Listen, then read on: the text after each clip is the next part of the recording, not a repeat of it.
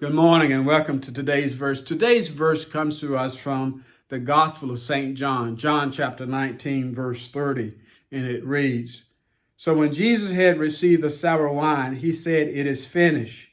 And bowing his head, he gave up his spirit."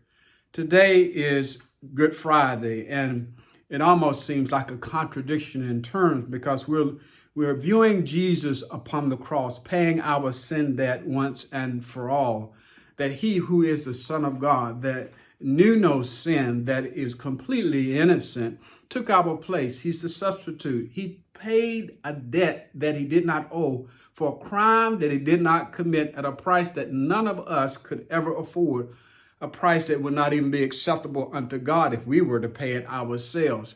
So he stepped in and took our place upon the cross and suffered the most horrendous, the most painful, the most humiliating death known to man. Even before he was affixed to the cross, that he was beaten to a bloody pulp. I mean, beyond recognition almost. And so when you see these pictures of Jesus on the cross as if he's just kind of hanging out, that does not represent what really happened to the Lord on our behalf. And here he is on the cross. And the last things that he says, that it is finished. And it sounds like it may be a word of defeat. It is finished, that I'm finished. No, it's not defeat, but it is a cry of victory because he has completed the task that the Father gave him to do. And that is to pay the sin debt of all of humanity once and for all, so that we would have an opportunity to be reconciled back to God. That by believing and accepting him as our personal Lord and Savior, that his righteous act would be imputed unto us. Yes, it is a Good Friday, because even though they crucified him on Friday, listen, Sunday was still coming.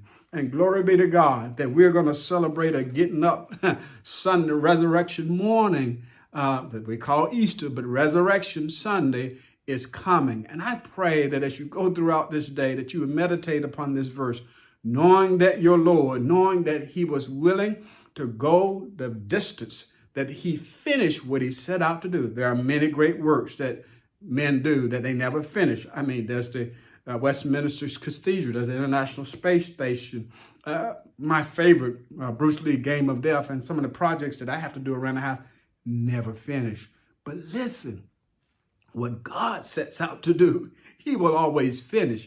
He made sure that you and I could have the opportunity to live in eternity with him forever and forever. So when Jesus says it is finished, it is not a cry of defeat, but it's a cry of victory, that once and for all, that we have an opportunity to be connected with God forever and forever. To God be the glory for the great things he has done. I pray that you would meditate upon this verse, that it would be a word of encouragement as you go throughout your day today, last work day of the week. I pray that you would be safe. And then tune in again tomorrow, yes, as we consider today's verse. Amen.